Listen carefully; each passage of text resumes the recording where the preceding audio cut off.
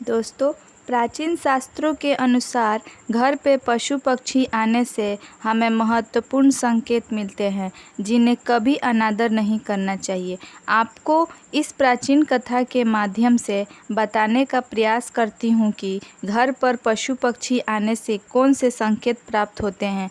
दोस्तों, एक समय की बात है, मध्य देश में एक अत्यंत शोभायमान नगरी थी। उस नगरी में एक गरीब बनिया रहता था। उस बनिया की एक पत्नी और 3 पुत्र थे।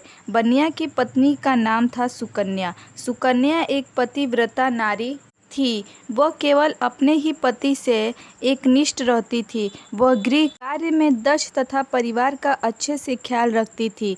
किंतु बनिया की पत्नी कंजूस स्वभाव की थी। वह एक एक पैसे का हिसाब रखती थी। एक पैसा भी खर्च करते समय वह 100 बार सोचती थी। घर के अन्न का एक दाना भी वह खराब नहीं होने देती थी। घर को रोज स्वच्छ करना, घर के आंगन को साफ करके रंगोली बनाना, तुलसी को जल देना, तुलसी की नित्य पूजा करना, सूर्य को अर्घ्य देना, पूजा घर में देवी देवताओं की नित्य पूजा करना, संध्या उपासना करना, तुलसी के पास दीपक जलाना आदि प्रकार के सभी शास्त्रीय नियमों का पालन वह नित्य किया करती थी। सुकन्या कभी देर से नहीं जागती थी। हमेशा ब्रह्म मुहूर्त में जागकर स्नान आदि करके घर के काम करती रहती थी। यूँ कहे तो सुकन्या एक अत्यंत गुणवान चरित्रवान नारी थी, किंतु उसके अंदर एक ही कमी थी, वह बहुत ज़्यादा कंजूस थी। वह अपने घर के अनाज का एक दाना भी कभी किसी को नहीं देती थी। उसके द्वार पर आए किसी भी याचक को, किसी भी भिखारी को एक पैसा तो क्या, अन्न का एक दाना भी नहीं देती थी। किंतु उसे लगता था कि दूसरों को अन्न देकर उसे बर्बाद करना नहीं चाहिए, यह भविष्य में काम आएगा। सुकन्या के घर में परिस्थिति गरीब अवस्था थी, किंतु उसका पति और वे दोनों ही काम करके परिवार का पेट पालने जितना अन्न जमा कर पाते थे। सुकन्या रोज सुबह अपने घर के सारे काम करके माँ लक्ष्मी के मंदिर में जाकर उनकी पूजा करती थी, जिससे माता लक्ष्मी भी उस पर प्रसन्न थी। किंतु सुकन्या की गरीबी का कारण वह खुद थी। सुकन्या के कंजूस स्वभाव के कारण कई बार उसने ही किस्मत को ठोकर मार दी थी। दोस्तों, माता लक्ष्मी सुकन्या की भक्ति से अत्यंत प्रसन्न थी। माँ लक्ष्मी सुकन्या को वह सब कुछ देना चाहती थी जिससे सुकन्या की दरिद्रता दूर हो जाए और उसे सुख समृद्धि की प्राप्ति हो। इसीलिए एक बार माता लक्ष्मी सुकन्या की परीक्षा लेने की सोचती है। दोस्तों, सुकन्या का घर ऐसा था जहाँ पर ना कोई पशु आता था और ना ही कोई पक्षी, क्योंकि उसके घर पर पक्षियों को अन्न का एक कण भी नहीं मिलता था और ना ही पीने को पानी। सुकन्या के द्वार पर ना कुत्ते आते थे और ना ही कोई गाय आती थी, क्योंकि सभी जानते थे कि सुकन्या किसी को भी अन्न का एक कण भी नहीं देती है।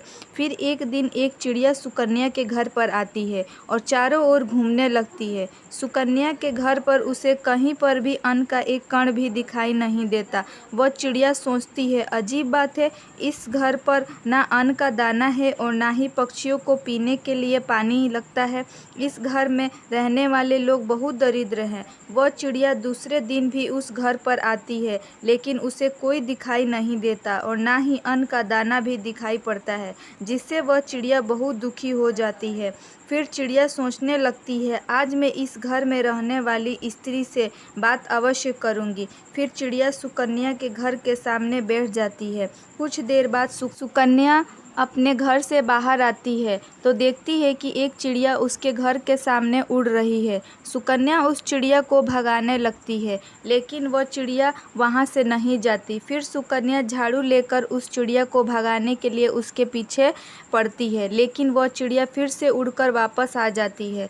कुछ देर बाद तक चिड़िया को भगाने की कोशिश करने पर सुकन्या थक जाती है और वहीं पर आंगन में बैठ जाती है और कहने लगती है, हम कितनी मेहनत करके अन्न जमा करते हैं और यह पशु पक्षी चले आते हैं उसे बर्बाद करने के लिए। फिर सुकन्या उस चिड़िया की तरफ देखते हुए उस चिड़िया से कहने लगती है, हे चिड़िया, तू चुपचाप यहाँ से चली जा, मैं तुझे एक दाना भी नहीं डालने वाली हूँ। फिर वह चिड़िया कहती है, हे देवी, मैं बहुत दूर से उड़कर तुम्हारे घर पर आई हूँ, कृपया मुझे कुछ खाने के लिए दे दो तो बड़े उपकार होंगे। चिड़िया की बात सुनकर सुकन्या बोलती है, अरे चिड़िया, तू मुझे माफ़ कर दे, मैं तुझे अन्न का एक दाना भी नहीं दे सकती। मेरे घर में तो मुझे देने के लिए कुछ भी नहीं है।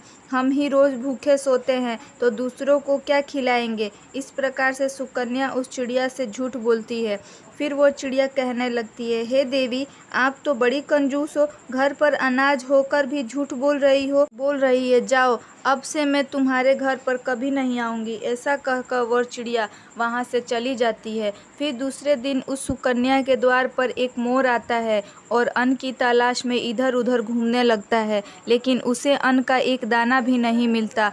उस मोर को देखकर सुकन्या हाथ में डंडा लेकर भगाने लगती है ताकि वो उसके पेड़ पौधे को ना खाए। फिर वो मोर बोलने लगता है, हे देवी, यह आप क्या कर रही हो? मुझे क्यों मार रही हो? सुकन्या उस मोर को कहती है, ए मोर, तू जल्दी भाग यहाँ से। तू भी आ गया मुफ्त का खाने के लिए। यहाँ तेरे लिए कुछ भी नहीं है। कहीं और जाकर अपना पेट भर। हमारे घर में अन्न का एक दाना भी नहीं है। इस प्रकार से सुकन्या मोर को भी झूठ बोलती है। फिर वो मोर कहता है, हे देवी, आप झूठ बोल रही हो। आपके घर में अनाज होकर भी आप थोड़ा सा अनाज मुझ भूखे प्राणी को नहीं दे रही हो। इससे आपको पाप लगेगा। सुकन्या कहती है, वाह रे मोर, तू तो बड़ा चालाक है। मुझे कैसा पाप लगेगा? मेरी मेहनत का अन्न मैं दूसरों को मुफ्त में क्यों बांटूं? मेरे बच्चे तो भूखे ही मर जाएंगे। अगर मैं दूसरों को अनाज बांटती फिरूँ तो मेरे बच्चे और मैं क्या खाऊंगी? इसीलिए तू निकल यहाँ से। फिर मोर कहता है, हे देवी, तुम इतनी निर्दय और निठुर हो। अब से मैं तुम्हारे घर पे कभी नहीं आऊँगा। इसके बाद वो मोर एक पंख सुकन्या के द्वार के सामने गिराता है और उस स्थान से दुखी होकर चला जाता है। सुकन्या उस पंख को उठाकर बाहर फेंक देती है। उसके बाद एक गाय सुकन्या के द्वार पर आती है तो सुकन्या उसे भी डंडा दिखाकर भगाने लगती है। गौ माता कहती है, हे देवी, मैं कई दिनों से भूखी हूँ, मुझे खाने को दो। लेकिन सुकन्या एक रोटी भी गाय को नहीं देती है। इस प्रकार से कुत्ता, बिल्ली, उल्लू, कौवा आदि पशु पक्षी उसके घर के पर आते हैं और सुकन्या एक भी पशु पक्षी को अन्न नहीं देती और सभी को भगा देती है। वे सभी पशु पक्षी निराश होकर, उदास होकर, भूखे प्यासे ही लौट जाते हैं और फिर दोबारा सुकन्या के द्वार पर नहीं आते हैं और ऐसा कह कर जाते हैं कि हम तुम्हारे द्वार पर कभी नहीं आएंगे। फिर एक दिन रात के समय एक चमगादड़ सुकन्या के घर की छत पर एक कोने में आकर लटकने लगता है, जिस पर सुकन्या ध्यान भी नहीं देती। वो चमगादड़ ना कुछ मांगता है और ना कुछ बोलता है, चुपचाप लटका रहता है। फिर दूसरे दिन अचानक राजा के सिपाही सुकन्या के घर पर आते हैं और उसके पति को चोरी के इल्जाम में पकड़ कर ले जाते हैं, जिससे सुकन्या बहुत दुखी हो जाती है और रोने लगती है। फिर सुकन्या माँ लक्ष्मी के मंदिर में जाती है और माँ के सामने बैठकर रोते हुए कहने लगती है, हे माता लक्ष्मी, मैंने ऐसा कौन सा पाप किया है जो मुझे यह दिन देखना पड़ रहा है? मेरे पति निर्दोष हैं, लेकिन फिर भी उन्हें चोर समझकर राजा के सिपाही उठाकर ले गए हैं। हे माँ, मेरी रक्षा करो। तब देवी लक्ष्मी उसके सामने प्रकट हो जाती है, कहती है, हे पुत्री, शोक मत करो, यह सब कुछ तुम्हारे ही कर्मों का फल है। मैंने तुम्हारी दरिद्रता दूर करने के लिए तुम्हारे घर पर पशु पक्षियों को भेजा था, किंतु तुमने उन्हें अपमानित करके घर से निकाल दिया। अन्न का एक दाना भी उन्हें नहीं डाला। इसी कारण से वे सभी पशु पक्षी निराश और दुखी होकर लौट गए। हे पुत्री, सबसे पहले तुम्हारे घर पर चिड़िया आई थी। चिड़िया का घर पर आना सुख समृद्धि का सूचक होता है। जिस घर में चिड़िया अपना घोंसला बनाती है उस घर में हमेशा आनंद और खुशहाली रहती है। घर का वातावरण सुखद रहता है। घर में यदि कहीं भी चिड़िया भीड़ कर देती है तो यह भी बहुत अच्छा संकेत होता है। चिड़िया बहुत ही सीधी साधी और डरपोक पक्षी होती हैं। वो जल्दी किसी के करीब नहीं जाती, लेकिन यदि चिड़िया घर में बिना किसी डर के जाने लगे तो उस घर में धन संपत्ति का आगमन होता है। इसीलिए घर पर चिड़िया आए तो उसे दाना डालना चाहिए, उसे पानी पिलाना चाहिए। मैंने ही तुम्हारी दरिद्रता को दूर करने के लिए उस चिड़िया रानी को तुम्हारे घर पर भेजा था, किंतु तुमने ऐसा नहीं किया। तुम्हारे घर पर आई लक्ष्मी को तुमने खुद ठोकर मार कर भगा दिया। फिर तुम्हारे घर पे मोर आया था। जिसे भी मैंने ही भेजा था। मोर एक अत्यंत पवित्र पक्षी है। यह देवी सरस्वती का वाहन है। मोर का घर पर आना शुभ संकेत होता है।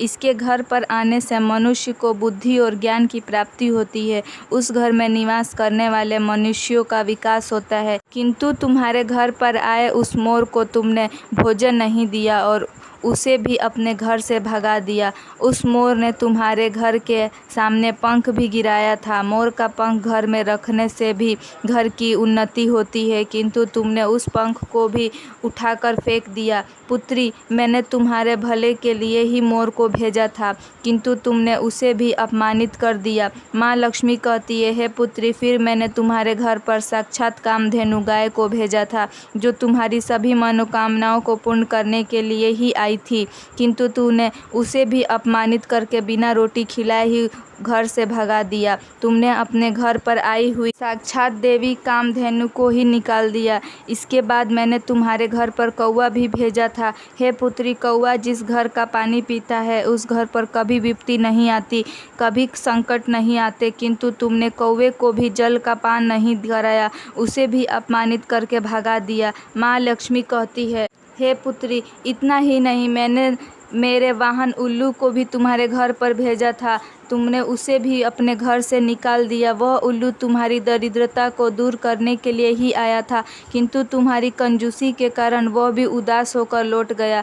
फिर तुम्हारे घर पर कबूतर आया था। कबूतर पति पत्नी के संबंध मजबूत बनाता है। जिस घर में कबूतर आता है उस घर पर रहने वाले पति पत्नी को कभी वियोग का सामना नहीं करना पड़ता, किंतु तुमने उस कबूतर को भी अपमानित करके भगा दिया, जिस कारण से तुम्हारे पति से वियोग हो गया। हे पुत्री, तुमने तुम्हारे घर पर आए हुए सभी पशु पक्षियों को अपमानित करके घर से निकाल दिया। यह पक्षी शुभ पक्षी हैं। इन सभी पक्षियों का घर पर आना बहुत शुभ होता है। जिस स्थान पर भी यह पक्षी आते हैं, इन पक्षियों का घर पर आना बहुत शुभ होता है। जिस स्थान पर भी यह पक्षी आते हैं, घोंसला बनाते हैं, उस घर की कभी अधोगति नहीं होती, उस घर का विकास होता है। जब चिड़िया घर पर आती हैं तो धन संपत्ति की वृद्धि होती है। घर में चिड़िया घोंसला बनाती हैं तो उस घर में मेरा अस्थायी वास रहता है। उस घर में सदैव ही धन का आगमन रहता है। जिस घर के मनुष्य द्वार पर रोज गाय आती है और जो स्त्री रोज गाय को पहली रोटी खिलाती है, तो उस घर में कभी अन्न धान्य की कमी नहीं होती। गाय को रोटी खिलाने वाली स्त्री की सभी मनोकामनाएं पूर्ण होती है। जिस घर पर कौवा आकर बैठता है और जलपान करता है, तो उस घर पर कभी विपत्ति नहीं आती। उस घर में रहने वाले लोगों पर कभी झूठे आरोप नहीं लगते हैं। उल्लू तो मेरा ही वाहन है। घर पर आने से धन का आगमन होता है। पुत्री, यह सभी शुभ पशु एवं पक्षी हैं। इन्हें कभी धुतकारना नहीं चाहिए, इन्हें अन्न और जल देना चाहिए, किंतु तुमने ऐसा नहीं किया। लेकिन जब तुम्हारे घर पर चमगादड़ आकर बैठ गया तो तुमने उसे घर से नहीं भगाया। चमगादड़ का घर पर होना अशुभ होता है। यह पक्षी भूत प्रेतों की तरह उल्टा लटकता है। जिस घर में चमगादड़ आकर बैठता है उस घर में विपत्तियां और संकट आते हैं, धन की हानि होती है। इसी कारण से तुम्हारे पति को चोरी के झूठे आरोप में राजा के सिपाही लेकर गए हैं।